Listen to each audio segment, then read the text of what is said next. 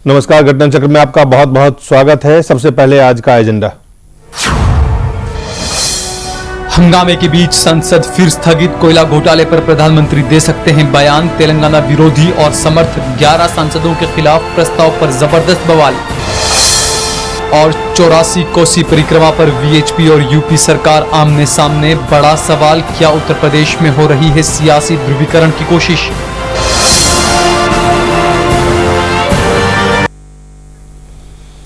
देश में सिर्फ आर्थिक संकट ही नहीं है, देश में लोकतांत्रिक संकट भी है। अगर संसद को आप देखें, संसद जिस तरह से लगातार बाधित रहा है, लगता है कि लोकतंत्र में डायलॉग की, बहस की, चर्चाओं की कोई जगह शायद नहीं बची है। या तो चुनाव नजदीक आते आते लोगों को लगने लगता है कि उनको जो चुनावी मुद्दे हैं वो अहम है, संसद में जो बिल पड़े हुए हैं वो अहम नहीं है, क्योंकि ये महज बीजेपी और कांग्रेस की बात नहीं है। जनता दल यूनाइटेड की बात देखें तो उनके कुछ अलग मांग है, टीएमसी के कुछ अलग मांग है, टीडीपी के कुछ अलग मांग है, एनसीपी के अलग मांग है, अकाली दल के अलग मांग है। तमाम तरह के छोटे छोटे इंडिपेंडेंट पार्टियों का भी इस समय आते आते सबकी अपनी अलग मांग को लेके वो संसद को बाधित करते हैं। तेलंगाना पे फैसला हुआ, जिस तरह से फैसला हुआ और जिस दिन से संसद की कार्रवाई शुरू हुई है, लगातार बाधित कर रहे हैं। सरकार के पास कोई विकल्प है या नहीं विकल्प है? सरकार किस पे बहस चाहती है, किस पे नहीं बहस चाहती है? सरकार क्या करना चाहती है, संसद नहीं चलाना चाहती है? एक तरफ सरकार की तरफ से दावे किए जाते हैं कि वो गरीबों के लिए फूड सिक्योरिटी बिल लाना चाहते हैं और तमाम कई अहम लैंड एक्विजिशन से लेकर कई अहम बिल अभी भी लंबित है, काम नहीं हो रहा है।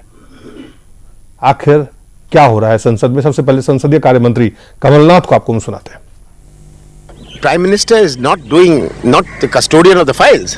He is not staying in the storeroom where the files are, and so it's, I think, wholly inappropriate to demand that the Prime Minister makes a statement. और प्रकाश जावड़ेकर हैं, भाजपा के प्रवक्ता है, उन्होंने क्या कहा वो भी आप सुन लें।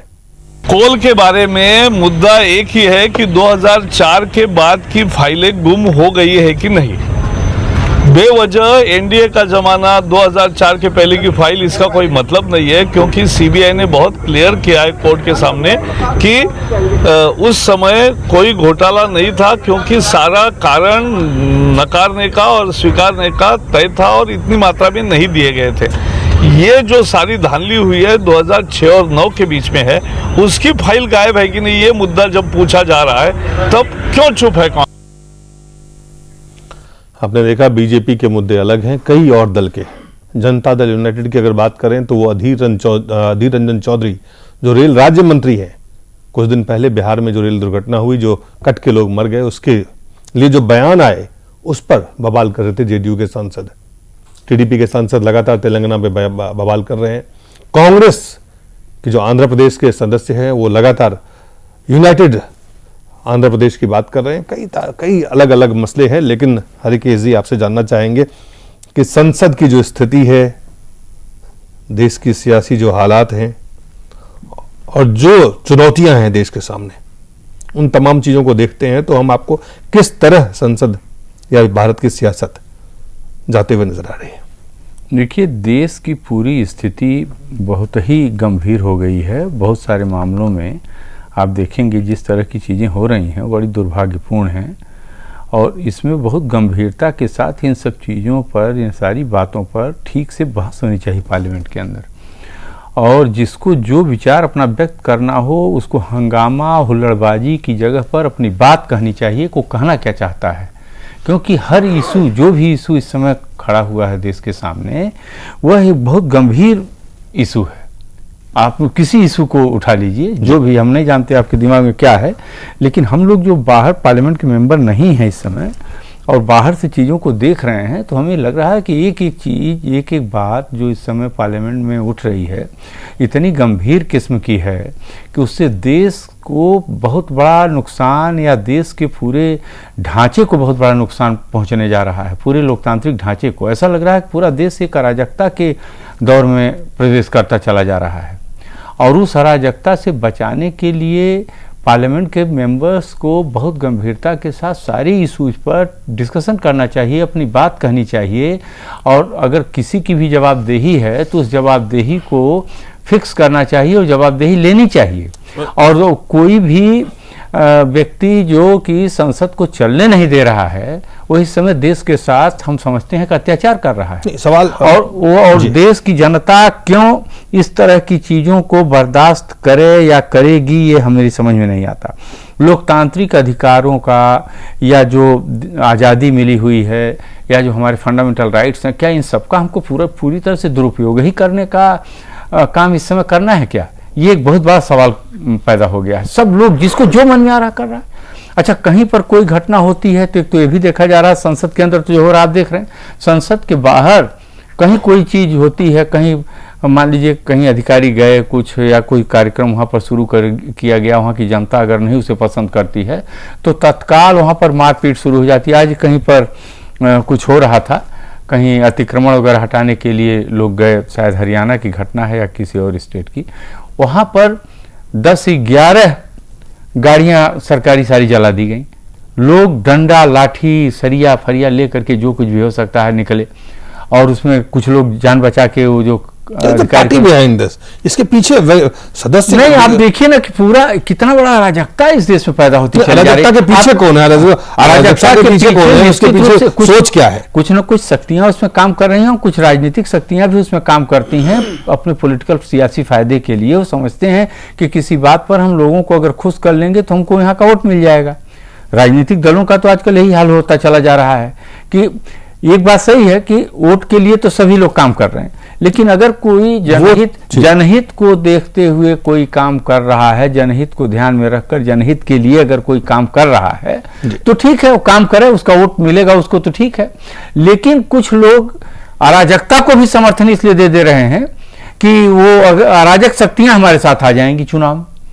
तो ये पूरा एक माहौल इतना बिगड़ता चला जा रहा है कि उसी का रिफ्लेक्शन आप देखेंगे पार्लियामेंट में है, या पार्लियामेंट में जो हो रहा है उसका रिफ्लेक्शन बाहर है। ये सब ऐसा कुछ हो गया है कि ऐसा हमें तो ऐसा लग रहा है कि लोकतंत्र का जो ढांचा है पूरा का पूरा एक विकृति की स्थिति में है, और एक खास किस्म के ऐसे माहौल में पहुंच गया है जहां से कि लोकतंत्र पर भी अब खतरा नजर आ रहा है। नियाज फारूकी साहब है। नियाज फारूकी साहब, चूंकि आप अंदर से नहीं, आप बाहर से देखते हैं, कुछ उम्मीदें होती है, देश देखता है, देश को कुछ लगता है कि चीजें बेहतर होगी, वहां से चीजें नियंत्रित होती है, और लोकतंत्र की हम दुहाई देते हैं। लेकिन अगर आप संसद सत्र को देखें लगातार, ये कोई पहली बार नहीं हो रहा है, किसी न किसी बहाने ये सत्र बेकार हो, एक तरह से उसमें कोई कामकाज नहीं होता, ज्यादातर समय उसमें व्यर्थ होता है। असल में पार्लियामेंट में अपोजिशन का रोल ये बहुत ही इम्पोर्टेंट है, और बगैर अपोजिशन के कोई डेमोक्रेसी फंक्शन नहीं करती। यहाँ पे प्रॉब्लम ये है कि जो रूलिंग पार्टी है जी, वो कंटिन्यूअसली डाइवर्ट करने की टैक्टिक्स अपनाती है। अब आज ही जो उन्होंने कुछ किया है, इस टाइम जो देश के सामने समस्या है, सबसे पहला प्राइम क्वेश्चन जो सबसे पहला इस टाइम सबसे बड़े क्वेश्चन थे वो देश की सिक्योरिटी के थे। अभी देखिए, इस जो सबमरीन के एक्सप्लोजन का मामला आया, जो देश का इतना बड़ा नुकसान है, इसके ऊपर डिस्कशन करने के बजाय अभी हमारे देश का जो हमारा एक जहाज है जो 50,000 टन कितना ऑयल लेकर के इराक से आ रहा है, उसको ईरान ने बंदी बना करके रखा हुआ, इसके ऊपर बात होनी चाहिए। चाइना जो है वो कल जो है वो देश के अंदर 20 किलोमीटर अंदर घुसाया है। ये सब इशू, फिर उसके बाद जो ये करप्शन के जो कि एक चेहरे को, मनमोहन सिंह को एक हालोड फिगर बना दिया गया, और उनके पीछे जो है वो सारी जो चोरियां बेईमानियां सारे करप्शन की इतने बड़े बड़े केसेस हैं, उनके ऊपर उनके ऊपर पर्दा डाला गया है। हमारी जो अपोजिशन का फर्ज था कि इन इश्यूज को वो उठाएं और पार्लियामेंट में रूलिंग पार्टी को घेरना, यह अपोजिशन का दायित्व है। उन्होंने भी इस रोल को पूरा नहीं किया है। आज जो है खास तौर से मुझे तो ऐसा लगा कि इन इश्यूज से लोगों की उसको डाइवर्ट करने के लिए जो मेन हमारे सामने जो सवाल है, और किसी तरीके से पार्लियामेंट में ऐसा माहौल पैदा किया जाए कि इन चीज़ों पे बात ही ना हो सके, कोई असल सवाल ना पूछ सके।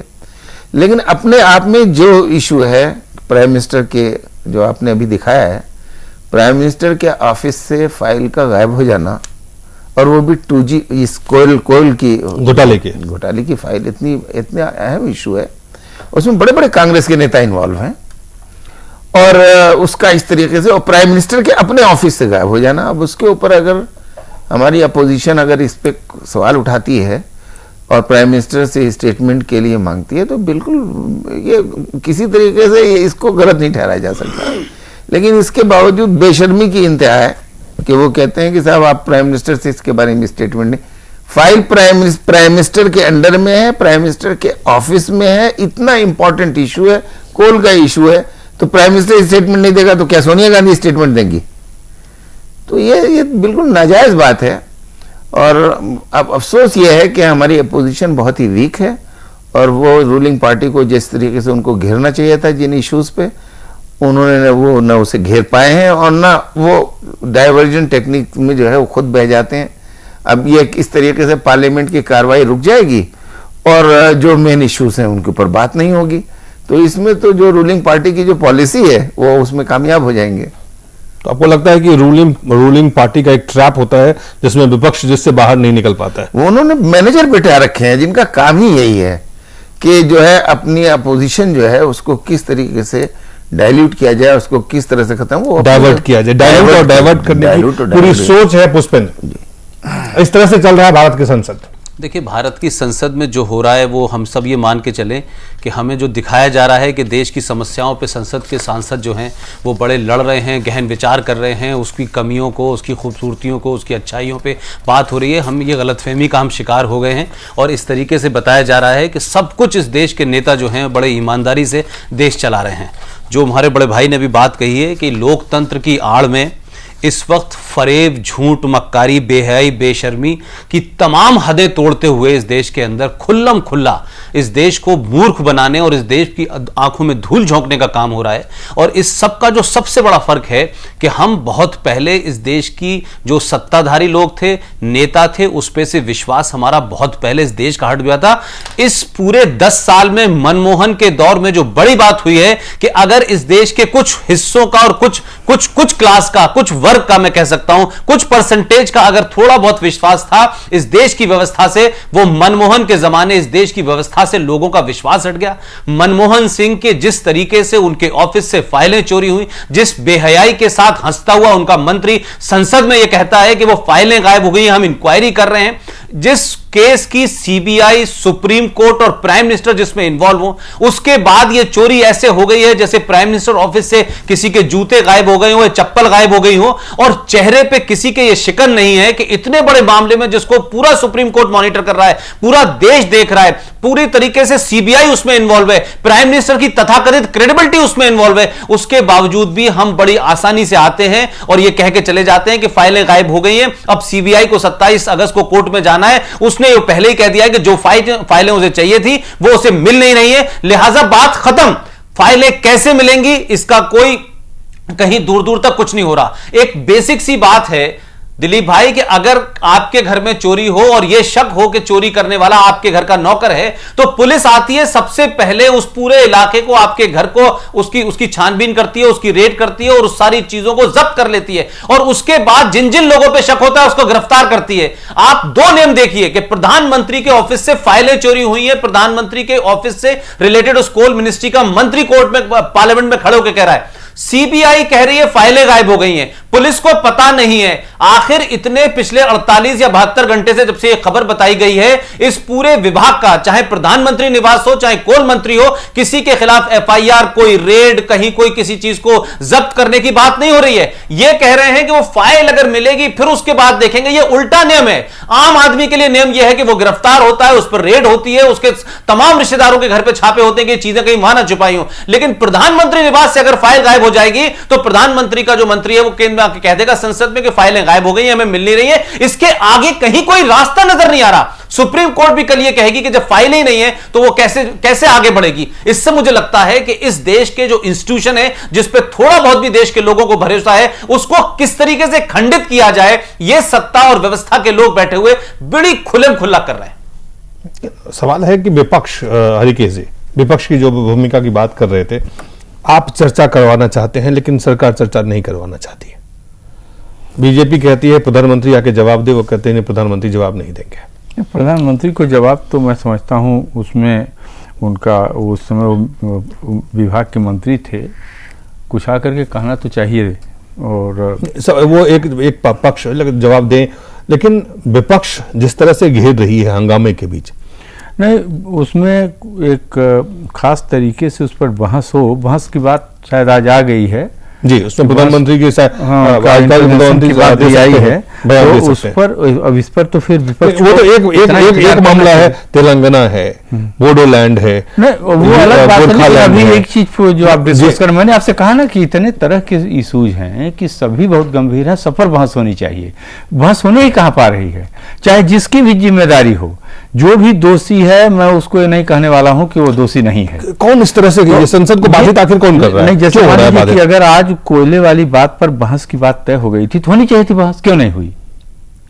आज पता नहीं किस बात को लेकर के हंगामा हुआ।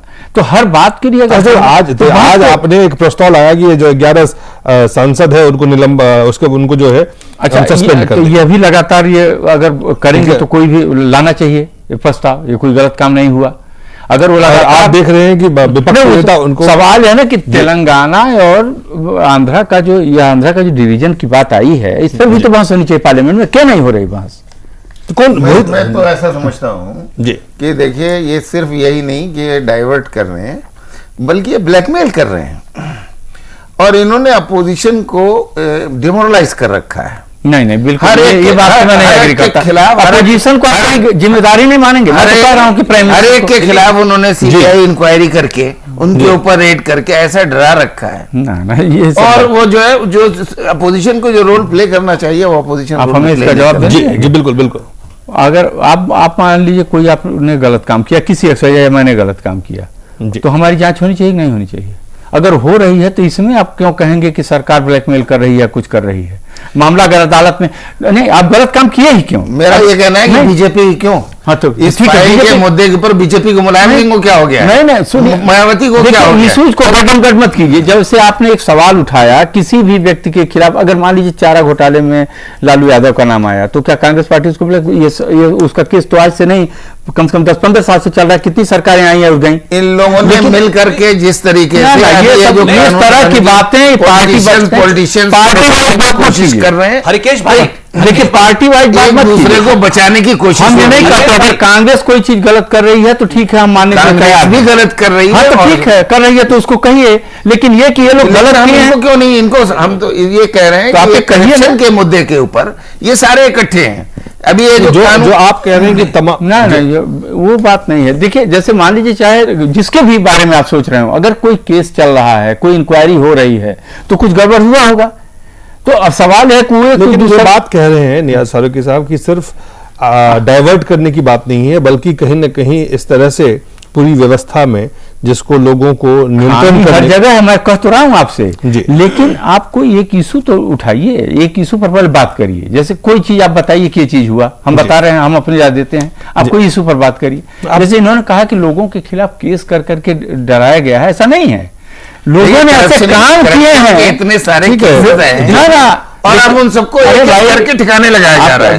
क्यों नहीं लगेंगे? चाहे वो आखिर में आता हूँ पुष्पेंद्र जी, मैं ये कह रहा हूँ कि वो सुरेश कलमाडी वो जेल में नहीं था क्या? ये राजा जेल में नहीं था क्या? ये सब क्या कांग्रेस पार्टी के लोग नहीं? जेल में था, लेकिन उसका नतीजा क्या निकला? अब अगर वो जेल में फांसी दे दीजिएगा, उसका एक प्रोसीजर है, उस हिसाब से ही उसका जो कुछ होना होगा। फांसी देने का काम नहीं होगा, नहीं दिया जा सकता। जो है करप्शन का जो केस है, हरकेश भाई, जो बात करिए, हरकेश भाई, जितनी बात मैं समझ पा रहा हूं, जो मेरे बड़े भाई बात कह रहे हैं, देखिए, इसमें अगर आज की आपने कार्रवाई देखी हो, अगर आज की आप कार्रवाई देखेंगे तो ये सब लोग, मैं समझता हूं कि जो एक आम आदमी जो इस तरीके की प्रोसीडिंग में हिस्सा लेता है और देखता है बहुत ध्यान से, हम सबको यह अचंभा हुआ कि क्या वजह है कि पिछले 48 घंटे से कार्रवाई जो संसद की चल रही है उसमें पहले फाइलें गायब होने का मामला चलता रहा और सरकार ने यह बात तान ली कि नहीं, बात नहीं करेंगे, सिर्फ श्री प्रकाश जायसवाल ने बयान दे दिया है, काफी है।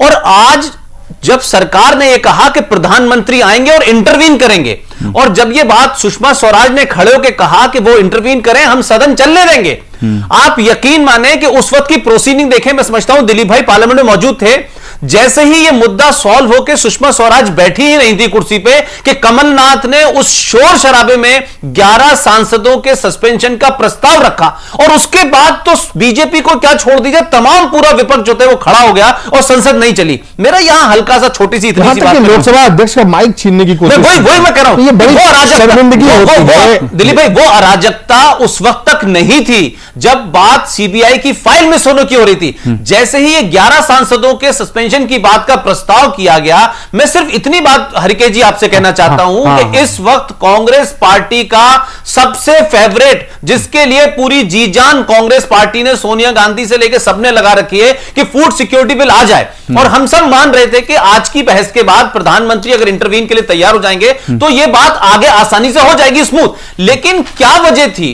क्या कांग्रेस के कुछ लोग, क्या कांग्रेस के कुछ ऐसे लीडर जो वहां मौजूद हैं, जिसमें खासतौर से मैं शरद पवार का भी नाम लूंगा, जो कि इस फूड सिक्योरिटी बिल से बहुत सारी चीजों से नाराज हैं, जिस तरीके की नाराजगी समाजवादी पार्टी ने फूड सिक्योरिटी बिल पे दी हुई है, क्या ऐसा लगता है कि कांग्रेस पार्टी का एक वर्ग फूड सिक्योरिटी बिल को हवा में हंगामा करना चाहता है लेकिन यथार्थ में नहीं लाना चाहता? इसकी एक छोटी सी बात और कहूंगा कि जिस दिन संसद की कार्रवाई शुरू हुई थी, यह किसके इशारे पर समाजवादी पार्टी के नेताओं ने खड़े होकर के उत्तर प्रदेश को विशेष दर्जा दो, एक दिन संसद की कार्रवाई इसमें नहीं चलती है, फिर टीडीपी के लोगों को आप सस्पेंड करते हैं, उस पर कार्रवाई। तो क्या केंद्र सरकार और जो सत्ताधारी पार्टी है, क्या उसको समझ में नहीं आ रहा कि एक एक घंटा, एक एक दिन निकल रहा है, वो ऐसी चीजें क्यों ला रही है जिससे संसद बार बार आगे जा रही है? हम एक बात कहें इसमें, देखिए हम लोगों को प्रॉब्लम्स को ठीक से आइडेंटिफाई करके तब उस पर बात करनी चाहिए। खाली एक दूसरे ब्लेम गेम में पड़ने से कोई फायदा नहीं है। जैसे आपने कहा, पहले कोयले वाली बात आपने उठाई, कोयले पर जब सरकार तैयार हो गई तो जब भी डिस्कशन होगा प्रधानमंत्री इंटरवीन करेंगे ही करेंगे, वो बात हो गई, वो तो अब वो मामला वहां खत्म हो गया। पार्लियामेंट का जो एजेंडा, हम भी उसके मेंबर रहे हैं, उसका एक सर्टेन प्रोसीजर होता है। जैसे एक चीज अगर आपने तय कर लिया कि होगा तो बहस चाहे आज करिए, कल करिए, परसों करिए, बिजनेस एडवाइजरी कमेटी और है वो तय कर लेते हैं कि इसकी बहस इस दिन होगी। जब दूसरा इशू, जैसे मान लीजिए आपने कमलनाथ की बात कही कि उसने 11 आदमियों का वो लाया कि इनको सस्पेंड किया जाए, निलंबित, तो ये सरकार की तरफ से एक एजेंडा था, इस पर अपोजिशन सहमत भी हो सकता था, असहमत भी हो सकता था, लेकिन उस पर भी तो बात हो सकती थी, बहस हो सकती थी। अगर हाउस टर्न डाउन कर देता तो नहीं निकाले जाते, लेकिन उस पर भी तो बात नहीं हुई, किसी भी चीज पर बातें ही नहीं हो रही है। बात ये है आप हर इशू को आप इशू बना करके पार्लियामेंट की सारी प्रोसीडिंग कोई डिस्टर्ब कर रहे हैं। आप ये देखें, सदस्यों का नहीं बल्कि दलों का अपना एजेंडा है। हाँ, वही बात है। वो सदस्य जो है, इन चूंकि पार्टी के सदस्य हैं, जो पार्टियों का एजेंडा होता है उसको दल को, जो सदस्य हैं उनको बाध्य हैं, आज के दिन में जिस तरह की स्थिति है उसमें वो बाध्य है उस एजेंडा को आगे बढ़ाने के लिए। और ये उसी एजेंडा जो मैं पार्टी का स्पोक्स पर्सन नहीं हूं, नंबर 1 मैं पार्टी का सदस्य हूं, लेकिन मैं अपनी बात कह रहा हूं। मैं नहीं जानता मेरी बात से कहां तक पार्टी सहमत होगी या असहमत होगी, लेकिन एक फेयर बात जो मेरी समझ में आ रही मैं उतनी ही कर रहा हूं। अगर कोलगेट में मामला फाइलें गायब हुई हैं तो उसकी जिम्मेदारी सरकार की है, सरकार को जवाबदेह बनना पड़ेगा, सरकार को देश को बताना पड़ेगा फाइलें कैसे गायब हुई। मान लीजिए आज की सरकार के टाइम में 100 फाइलें गायब हो गई, कल को दूसरी सरकार आई उसने 1000 घोटाले की और 1000 फाइलें गायब की, तो ये तो प्रेसिडेंस कायम हो जाएगा, देश के अंदर किसी के खिलाफ कोई कार्रवाई नहीं होगी। ये बहुत गंभीर मामला है, कोई साधारण मामला नहीं है। बिल्कुल, इस पर आज बहस हो या कल बहस हो, पार्लियामेंट में बहस होनी चाहिए। पार्लियामेंट में हंगामा करके इस चीज को रोकना, ये चाहे जो भी कर रहा है वो गलत कर रहा है, चाहे आप जिसके ऊपर भी जिम्मेदारी डालें जी, जो भी करवा रहा है, क्योंकि कोई बात तय ही नहीं हो पाएगी, कोई बहस ही नहीं होगी, कोई अपनी बात ही नहीं कर पाएगा। रोज पार्लियामेंट में वही दिक्कत, पार्लियामेंट बनी किसी वही सवाल, जो बड़ा सवाल है वो वही है कि पार्लियामेंट में बहस, चर्चा, डिस्कशन जो भी होना वो नहीं हो रहा है। आप देखिए चाहे कौन कर रहा है ये सवाल नहीं है, किसकी जिम्मेदारी है, लेकिन ये हो रहा है, इसको रोकने की जरूरत है। सवाल है कि जो लोग कर रहे हैं उसको वो एक्सपोज भी हो। अगर रूलिंग पार्टी उसको देश के सामने रिस्पॉन्सिबल कहा जाएगा। और सबसे बड़ी जिम्मेदारी तो रूलिंग पार्टी की होती है इस मामले में, सदन चलाने की। कहा कि संसद को चलाना ये जिम्मेदारी है रूलिंग पार्टी की।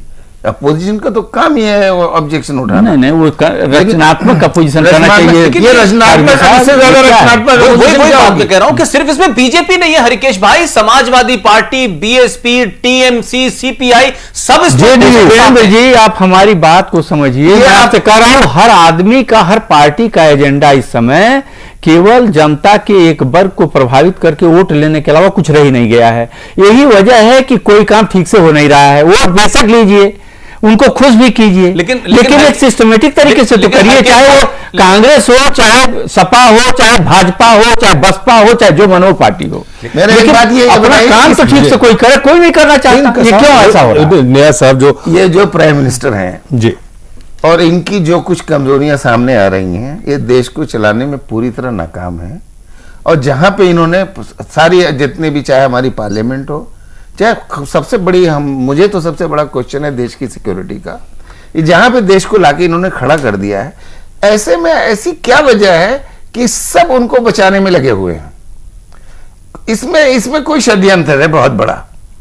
मैं इस एंगल से देखता हूं, खास तौर से आज जो है ये फ्लैश पॉइंट है कि उन्हीं के ऑफिस से कोल ब्लॉक की फाइल का गायब होना और उसके ऊपर इस तरह का वो बनना। कहीं से ये डिमांड होना चाहिए था कि इसकी जिम्मेदारी प्राइम मिनिस्टर पर डालनी चाहिए, लेकिन अगर हम इसके बावजूद भी उनको बचाने की कोशिश करें तो ये हम देश के साथ अच्छा नहीं कर रहे। कांग्रेस पार्टी के वो हैं प्राइम मिनिस्टर, देश के प्रधानमंत्री हैं, लेकिन कांग्रेस पार्टी के सदस्य हैं, तो कांग्रेस पार्टी उनको बचाएगी या बचाने का काम करेगी या कर रही है, मान लीजिए। जरूरी नहीं, सुन लीजिए, जरूरी नहीं। अगर कैबिनेट में बहुत सारे, अगर आप कोई काम गलत कर रहे हैं, हमारी बात तो सुन, आपकी पार्टी आपको बड़ी बात तो सुनिए, मैं कुछ कह रहा हूँ इस पर, आप ही बात कर रहा हूँ। मान लीजिए कांग्रेस पार्टी बचा रही क्योंकि वो कांग्रेस के हैं, दूसरी पार्टियां तो ये बात कहें वो भी तो नहीं करने दे रही है। सवाल तो ये हो रहा है जी, हमारा पॉइंट ये है कि यहाँ पे सांठगांठ है, ये कोई जो सांठगांठ है, ये बहुत सारे क्वेश्चन है। ये सांठगांठ की बात कही थी, वो मुझे सांठगांठ में बहुत सारी पॉसिबिलिटीज हो सकती हैं। वो पॉसिबिलिटीज क्या है उसके ऊपर चर्चा होनी चाहिए, कम से कम यहाँ बैठकर तो सभी जिम्मेदार हो गए। मैं ये कहना चाहता हूँ, आप समझिए सभी जिम्मेदार है, तो आखिर इससे निजात संसद को तो इस तरह से देश बिल्कुल मुंह होके संसद में यही बात कहना है कि पार्लियामेंट में वो षड्यंत्र करें, उनके अपने वेस्टेड इंटरेस्ट हैं, हमें षड्यंत्र करने और वेस्टेड इंटरेस्ट हमारा कोई नहीं है। यहाँ पे तो हम चर्चा कर सकते हैं, उन मुद्दों को सामने लाएं कि हो क्या रहा है। कम से कम अपनी पब्लिक ब्रेक पे जाना पड़ेगा, लेकिन ब्रेक से पहले बहुत कम शब्दों में दिलीप देखिए, अब इसमें कोई बात रही नहीं है, बिल्कुल ओपन हो गई है। मैं समझता हूं कि हरकेश भाई भी मान रहे हैं, निजामी साहब भी मान रहे हैं कि देखिए संसद को चलाने की ज्यादा जिम्मेदारी कांग्रेस की है। मुझे कभी कभी ज्यादा कम नहीं, जो जिसका ज्यादा है वो भी नहीं निभा रहे, लेकिन हम बार बार अगर ये बात कहें कि विपक्ष ये नहीं कर रहा है, विपक्ष क्या करेगा? संसद नहीं चलने देगा, संसद की कार्रवाई में स्थगन करेगा। इससे ज्यादा संसद खड़े होकर के ये तो नहीं करेंगे, क्या कहते हैं विपक्ष के लोग जाकर के संसद में कोई गोली चला देंगे, तो नहीं होने वाला। सवाल है पुष्पेंद्र, अगर सरकार की मंशा है, नियत में खोट है, तो उसको भी तो एक्सपोज करना। कैसे एक्सपोज करें? आप बताएं ना कि आप अगर संसद में होते तो आप भारतीय जनता पार्टी या सीताराम येचुरी या डी राजा की जगह ये तमाम लोग कम से कम एक बात डिमांड कर सकते थे कि संसद में संसद लगातार बाधित हो रही है, इस पर चर्चा की जाए। नहीं कैसे तो रुकेगा? यही जो आदमी कुर्सी पर बैठा हुआ है उसके ऊपर भी लोग कान में जाके बोलते हैं संसद स्थगित कर दो, तो किस तरीके का माहौल संसद में बनाया गया ये भी तो इंपॉर्टेंट है ना। राजीव शुक्ला जाते हैं और जो कार्रवाई करता है डिप्टी चेयरपर्सन, उसके कान में जाके कहते हैं आप संसद स्थगित कर दीजिए। तो ये देश देख रहा है, ये सबको समझ में आ रहा है कि सारी चीजें फिक्स हैं। आप विपक्ष के अंदर भारतीय जनता पार्टी को थोड़ी देर के लिए हो सकता है आपको खुश मिले कि आप उसको जिम्मेदार, तो सीताराम येचुरी क्या कह रहे हैं उसके बारे में बात नहीं हो रही। समाजवादी पार्टी क्या कह रही है? मैं कह रहा हूं कि कांग्रेस पार्टी यूपीए की सरकार कभी कभी बीएसपी के लोगों को आगे कर देती है। क्यों तेलंगाना के मुद्दे ऊपर कांग्रेस के अपने एमपी उसका विरोध कर रहे हैं, वो संसद नहीं चलने दे रहे, वो लगातार स्पीकर के सामने खड़े होते हैं, उस पर कोई बहस क्यों नहीं कर रहा। तो बात यह है कि आप सस्पेंड करने की बात आई ना। देखिए आप ये इस इशू को जरा थोड़ा और वो हो जाइए। आपने एक वर्ड बहुत अच्छा यूज किया, मैच फिक्सिंग का। ऑब्जेक्टिव, ये पार्लियामेंट की आज की कार्रवाई तो बिल्कुल मैच फिक्सिंग लग रही है। ऑब्जेक्टिविटी में आ जाना चाहिए। नहीं, लेकिन मैच फिक्सिंग में निजाम भाई जो सबसे बड़ी बात है कि जो सत्ताधारी पार्टी है उसको चलाना है, उसके बिल पास होने, वो इस मैच फिक्सिंग में क्यों है? अगर विपक्ष के लोग मैच फिक्सिंग में है, सत्ता वाले लोगों को नुकसान सत्ता को हो रहा है ना कि विपक्ष को हो रहा है। नहीं तो विपक्ष अपनी बात कह रहा है, यही बात, इसी बात को मैं दूसरी भाषा में कह रहा हूं, जरा इसको हमारी बात सुन लीजिए पुष्पेंद्र जी। अगर मान लीजिए थोड़ी देर के लिए एक सत्ताधारी पार्टी ये नहीं करने देना चाहती है, वही कुछ कर रही है, तो इसी पर अपोजिशन क्यों नहीं यूनाइट होकर कहता है कि अच्छा ठीक है इस इशू को डिस्कस करो, हम डिस्कस करेंगे, हम अपनी बात कहेंगे और तुम जवाब दो। वो अपोजिशन भी उस षड्यंत्र में कैसे शामिल हो जाए? अगर आप मानते हैं कोई षड्यंत्र है सत्ताधारी दल का, तो इसमें क्यों शरीक हो रहे हैं ये लोग? मिली भगत है कहीं ना नहीं, मान लीजिए इनके अलाइज हैं, उनको भी हम मान लेते हैं कि वो भी शरीक हो गए। ये बाकी अपोजिशन को क्या हो गया है? वो नहीं चलने दे रहे, वो बातें नहीं, डिस्कशन नहीं होने दे रहे। बाकी अपोजिशन भी वही हम कहते हैं भाजपा क्यों नहीं पूछ रही है सवाल, वो क्यों नहीं कह रही है कि ठीक है कोलगेट पर आप डिस्कस कर लो और बात का जवाब दो, उसके बाद करो हंगामा, है जो कुछ करना हो करो। जवाब तो नहीं दे रहा है सत्ताधारी पार्टी नहीं। एक मंत्री को आप आगे खड़ा कर रहे हैं, ना आज देखिए प्रधानमंत्री बयान पर बहस होनी थी, बयान पर बहस होनी थी राज्यसभा में भी, उसमें भी हुई ही नहीं। हमें एक ब्रेक लेना पड़ेगा। कोई दूसरा इशू लेकर के ये कई इश्यूज हैं और संसद में बाधाएं लगता नहीं है कि ये इसका अंत होने वाला, लेकिन कार्रवाई जो संसद की कार्रवाई है, मानसून सत्र की कार्रवाई 5 सितंबर तक के लिए बढ़ा दी गई है, क्योंकि ये पहले 31 अगस्त तक चलने वाले थे। अब सवाल है कि 5 दिन बढ़ाने से क्या जो बुनियादी जो खास करके बिल हैं जिसको लेके सरकार लगातार गंभीरता का दावा कर रही है, वो क्या पास करवाएगी, इस पर चर्चा करेंगे, देखेंगे कि किस तरह से संसद काम करती है। लेकिन एक छोटा सा ब्रेक लेते हैं, ब्रेक के बाद वापस लौटते हैं।